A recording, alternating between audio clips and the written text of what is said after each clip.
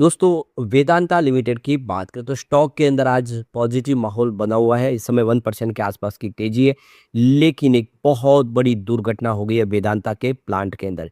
Boiler फट गया है, जिससे बहुत सारे लोगों की मृत्यु हो गई है। तो बहुत बड़ी घटना हुई है।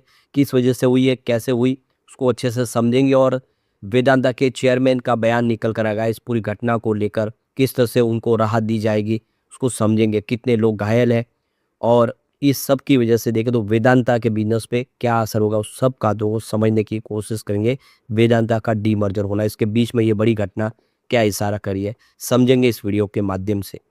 लेकिन फ्रेंड्स, उससे पहले अगर आप पहली बार हमारे चैनल पे आए तो चैनल को सब्सक्राइब कर दीजिए, एक बेल आइकॉन दबा दीजिए ताकि जब भी नया वीडियो बने पहला नोटिफिकेशन आपको मिले। वीडियो पसंद आए तो लाइक से जरूर कीजिए। चलो फ्रेंड्स, वीडियो स्टार्ट करते हैं। मैं हूँ आपका दोस्त एस बी दवे और हमारे अपने चैनल ऑनलाइन कमाई में आपका बहुत बहुत स्वागत है। सबसे पहले वेदांता लिमिटेड के कारोबार की बात करें तो 759 पर इस समय स्टॉक ट्रेड कर रहा है। 0.94% की इस समय तेजी देखने को मिल रही है, यानी 1% के आसपास की तेजी। तो सुबह शुरुआत आप देखिए बिल्कुल फ्लैट हुई थी, परसों की क्लोजिंग के आसपास ही हुई थी।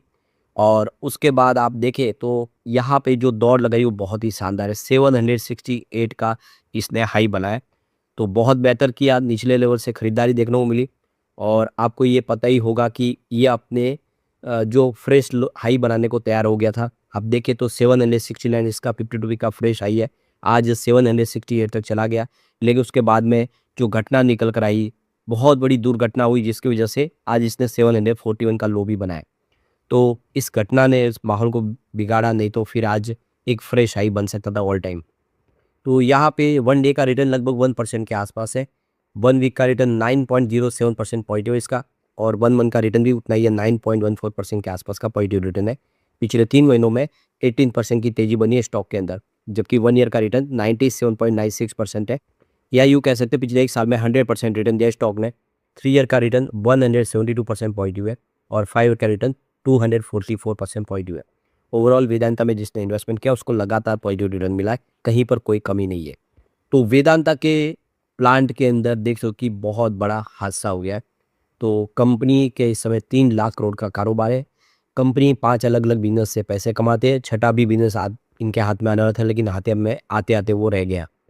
तो जो अपडेट निकल के आ रही है, छत्तीसगढ़ के सक्ती जिले में वेदांता लिमिटेड के पावर प्लांट में एक बहुत बड़ा हादसा हो गया है। जो बॉयलर था वो फट गया है। तो बॉयलर का जो विस्फोट हुआ है ये 14 अप्रैल 2024 को दोपहर को 2 बजे सिंगतराई स्थित जो प्लांट है यूनिट 1 में बॉयलर में हुआ है। इसमें 9 से 12 मजदूर है, उनकी मौत हो गई है। बहुत दुख भरी घटना है। काफ़ी बड़ी मात्रा में मजदूर इसमें चपेट में आ गए और उनकी मृत्यु हो गई है। और 15 से लेके 40 तक घायल भी हो गए, यानी 15 से 40 मजदूर घायल हो गए। तो ये वाकई में आप देख सकते हो कि बहुत बड़ी घटना हुई है। और ऐसी घटनाएं इन बॉयलर के फटने से लगातार होती है। अब बॉयलर के अंदर आपको पता है कि बहुत सारी हीट होती है और कब ब्लास्ट कर जाए पता नहीं चलता है। लेकिन ये एक तरह से देखे तो सुरक्षा की चूक भी है और बहुत बड़ी घटना है जो नज़रअंदाज नहीं की जा सकती। अब इस घटना के बाद अनिल अग्रवाल का बयान निकल कर आया है। हादसे के बाद में चेयरमैन अनिल अग्रवाल ने जो सोशल मीडिया प्लेटफॉर्म एक्स पर अपना संदेश साझा किया। उन्होंने कहा है कि छत्तीसगढ़ के सियतराई प्लांट में हुई इस दुखद घटना से, जो बहुत ज़्यादा दुर्घटना जो दुखद है, उससे मैं बहुत ज़्यादा व्याकुल हूँ। इससे प्रभावित हर व्यक्ति मेरा परिवार है। आपके आंसू मेरे हैं और मेरा आपका दर्द भी मेरा है। तो ये देख सकते हो कि उन्होंने कहा है कि वो हर समय अपने मजदूरों के साथ खड़े हैं। जो भी उनके साथ दुर्घटना हुई है वो मेरा परिवार है, उनकी दुर्घटना मेरी दुर्घटना है। तो ये उन्होंने अपना एक देख सकते हो कि संदेश दिया है अपने उन मजदूरों के लिए जिनके आप देखिए घर से उनका चिराग छीन लिया है। इससे पहले आप देख ही सकते हो कि अभी 2 महीने 3 महीने पहले अनिल अग्रवाल ने अपना इकलौता बेटा भी खोया है। जो उनकी सब कुछ जमा पूंजी था वो भी चला गया, जिसकी वजह से उन्होंने कहा कि वो अपनी जो भी जायदाद जो प्रॉपर्टी है उसका 75% का दान करेंगे। और ऐसे में आप समझ सकते हो कि ये दुर्घटना होना भी इनके लिए एक बड़ी अंदर तक हिलाने वाली बात हो जाती है। जिनके खुद का बेटा 2 महीने पहले अगर दुर्घटना में चला जाता है और अभी इतनी बड़ी घटना हो गई है पावर प्लांट के अंदर। तो अनिल अग्रवाल ने कहा कि कंपनी प्रभावित लोगों को हर संभव तरीके से सहयोग करेगी। उन्होंने ये भी कहा कि पूरी जांच चल रही है, सभी नियमों का पालन किया जाएगा। वे घटना की सच्चाई का पता लगाने की पूरी कोशिश करेंगे। वेदांता ने यह भी कहा है कि घायल श्रमिकों की मदद की जा रही है। डॉक्टर और अधिकारियों के साथ मिलकर काम किया जा रहा है। घटना की विस्तृत जांच भी शुरू कर दी है। किस वजह से घटना हुई उसकी जांच होगी। तो ये देखिए हादसे के बाद मजदूरों ने, आप देखिए उनके जो परिजन है उन्होंने हंगामा शुरू किया। प्रबंधन की ऊपर जो कार्रवाई और मुआवजे की मांग की गई। जो प्रबंधन है उन पर कार्रवाई होनी चाहिए और मुआवजा मिलना चाहिए। कुछ मजदूर अभी भी लापता है।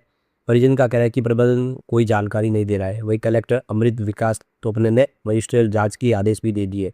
तो वेदांता प्रबंधन ने हर मृतक को 35-35 लाख रुपए देने का ऐलान कर दिया है कि सहायता की जाएगी। और जो मृतक है उनके बदले में उनके परिवार से नौकरी भी दी जाएगी कंपनी में। जो घायल है उनको भी 15-15 लाख रुपए दिए जाएंगे। इससे पहले पीएमओ ने मुआवजे की घोषणा की थी। पीएम-एनआरआई से हर व्यक्ति के परिवार को 2 लाख रुपए दिए जाएंगे और जो घायल है उनको 50,000 रुपये अलग से दिए जाएंगे। दूसरी तरफ देखें तो जो छत्तीसगढ़ के मुख्यमंत्री है विष्णुदेव साय, उन्होंने घटना पर दुख जताया। उन्होंने कहा कि दोषियों पर सख्त कार्रवाई की जाएगी। साथ ही मृतकों के परिवार को भी 5-5 लाख रुपए दिए जाएंगे और जो घायल है उनको 50,000 रुपये दिए जाएंगे। तो वेदांता सिर्फ पावर प्लांट नहीं चलाता है। वेदांता का जो पूरा बिजनेस डाइवर्सिफाई है। मुख्य रूप से 5 बड़े सेक्टर में कंपनी कारोबार करती है। अनुमानित 3 लाख करोड़ रुपए से इनका टर्नओवर है सालाना।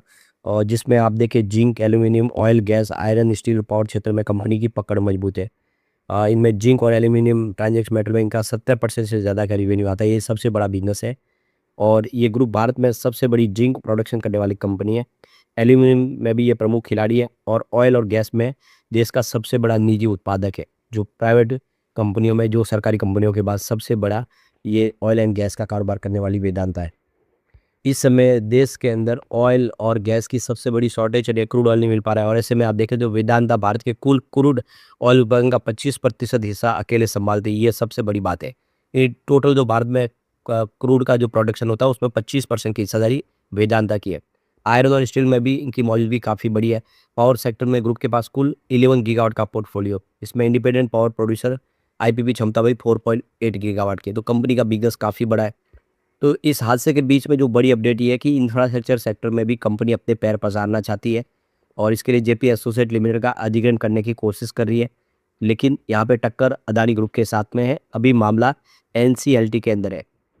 तो 57,000 करोड़ की ये भारी भरकम कंपनी जिसका real estate, cement, power, hotel का बिजनेस है, उसका अधिग्रहण करना चाहता है अदानी ग्रुप। लेकिन वेदांता ने यहाँ पे कोशिश अपनी जारी रखी हुई है।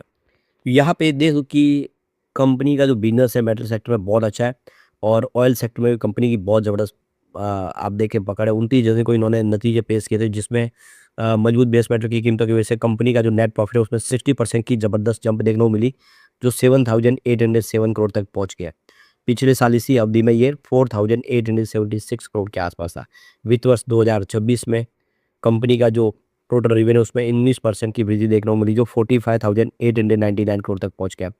जबकि पिछले एक साल पहले ये 16,000 देखो कि 742 करोड़ के आसपास था। तीसरी तिमाही का बात कर रहे हैं तो ये देख सकते हो कि कंपनी ने बहुत ही बेहतरीन रिजल्ट पेश किया और अब फिर से क्वार्टर 4 में उम्मीद है कि रिजल्ट बेहतर आएगा। अब यहाँ पे वेदांता लिमिटेड अपने डेट को भी लगातार कम करने की कोशिश कर रही है। काफ़ी सारा डेट है लेकिन कंपनी अब बिजनेस को 5 हिस्सों में भी बांटने जा रही है। स्प्लिटिंग होगी बिजनेस की। तो यहाँ पे आने वाले इसमें नई नई कंपनियाँ लिस्ट होगी और हर बिजनेस अपने हिसाब से निर्णय लेगा। तो कंपनी की रणनीति है कि करीब $3 बिलियन का जो यानी 25,000 करोड़ का जो कर्ज है वो इस साल कंपनी कम करना चाहती है। तो लगातार आप देख सकते हो कि कंपनी की कोशिश जारी है कि अपना कर्ज कम करके अपनी स्थिति को मजबूत करे और डाइवर्सिफाई बिजनेस को अलग अलग हिस्सों में बांट के हर कंपनी को आगे बढ़ने का मौका दे। ये सारी रणनीति अच्छी है और ऐसे में हम कह सकते हैं कि वेदांता आने वर्ष में बेहतर करेगा क्योंकि इसने आज एक फ्रेश हाई बनाने की तैयारी की है। लेकिन फ्रेंड्स, कोई भी इन्वेस्टमेंट करने से पहले अपने फाइनेंशियल एडवाइजर से एडवाइस ले ले या अपना खुद का रिसर्च करें क्योंकि मैंने वीडियो आपके एजुकेशनल पर्पज के लिए ही बनाया। वीडियो पसंद आए तो लाइक से जरूर कीजिए और चैनल को सब्सक्राइब कर दीजिए। Thank you friends.